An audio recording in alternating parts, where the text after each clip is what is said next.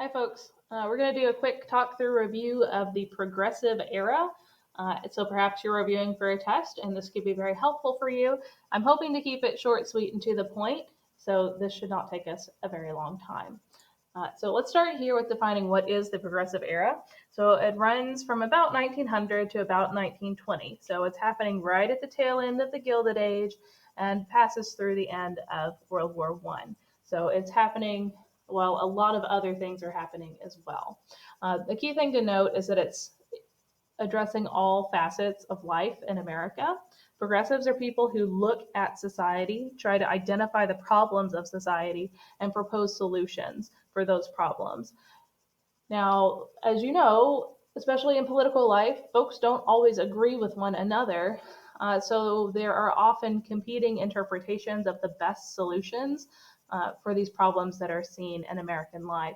So please don't presume that the progressives are all pushing for the same reforms and all of those reforms are good things that are being proposed. So just to break it into bullet points, progressives are worried about social, political, and economic life in the United States. On a social sense, housing, education, temperance, remember that means prohibition, not drinking alcohol, and child welfare are all pretty significant places where progressives are looking for reform. So, for example, in the realms of housing and education, you have folks like Jane Addams, who creates the Hull House in Chicago to help recent immigrants acclimate themselves to American life and have a fresh start. Right, for temperance, we have the Women's Christian Temperance Union. Those early ladies like Carrie Nation who are pushing for preventing alcohol and to try and help save women and children and men from the disease of alcoholism. And also for child welfare. Again, Jane Addams is a good example of this. The folks at Hull House and other settlement houses are some of the first to look into um, education, like early childhood education, daycare for children who are too young to stay by themselves and whose parents have to work. We also see reformers like Florence Kelley, who pushes for limiting child labor and making jobs safer for kids if they do have to work. Right? On the political front, progressives are addressing things like monopolies. Think Teddy Roosevelt calling himself the trust buster and Taft really being a trust buster, the Sherman Antitrust Act, the Clayton Antitrust Act. All of those things are proposed to limit big business and to make sure they're not abusing employees and consumers. Political bosses, we've talked about Tammany Hall and Boss Tweed. There are a lot of really dirty dealings happening in politics that people were starting to look closely at. And the sense of equality. So that could mean equality for women, it could mean equality for people in poverty, and it could mean equality for African Americans. Progressives are also worried about economic issues like tariffs, remember those are taxes on imported goods, and the wages that people are earning. So those are all things that impact a family's economy, right? Personal economies, as well as the national economy. So that is a pretty complex area of reform as well. All right, let's start with this. Women are entering public life in new ways as part of the progressive movement.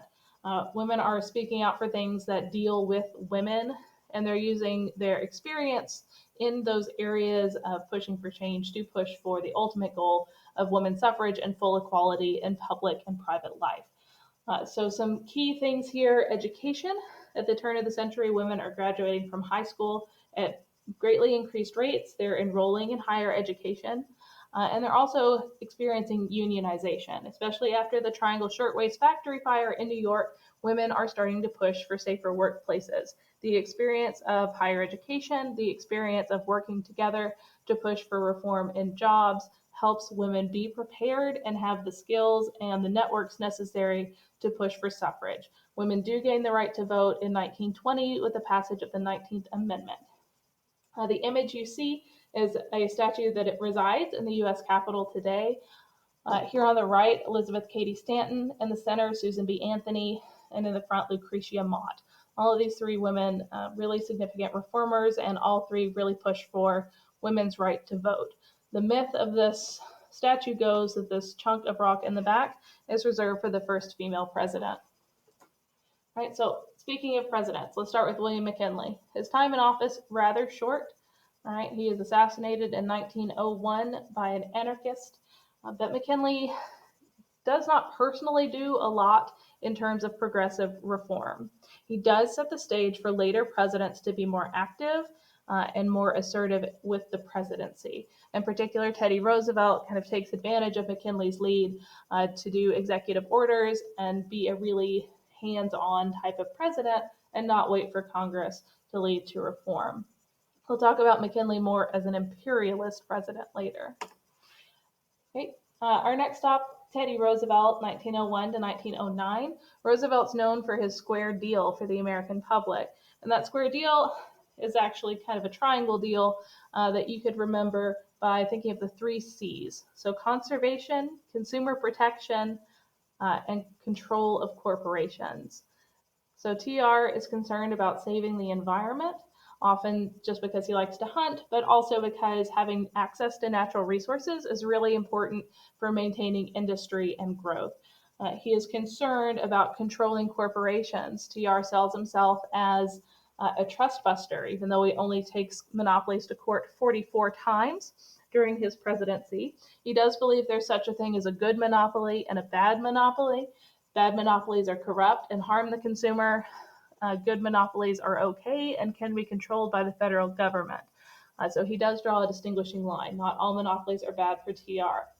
He is also responsible for pushing for the Federal Drug Administration and the Pure Food and Drug Act. Roosevelt reads Upton Sinclair's The Jungle and is inspired to look into meat that's being produced in the United States and whether it is really safe or what it actually contains.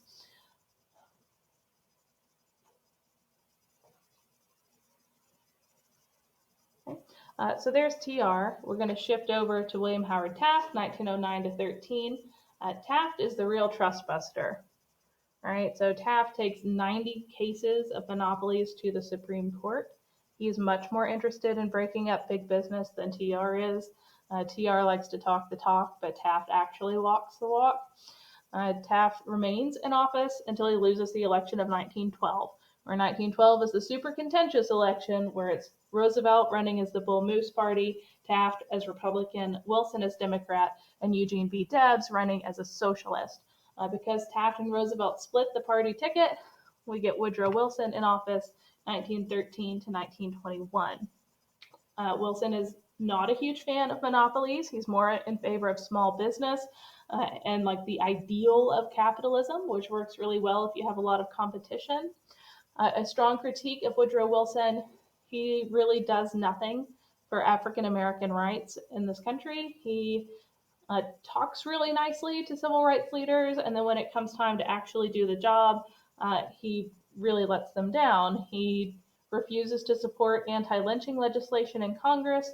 He is responsible for segregated facilities coming to Washington, D.C., and he actually appoints a lot of Southern secessionists to key cabinet positions, which suggests his support for continuing segregation in the United States. Remember, Wilson is from the South. He's a Virginia boy, and his experience has always been Jim Crow, so that's what he sees as acceptable for the country.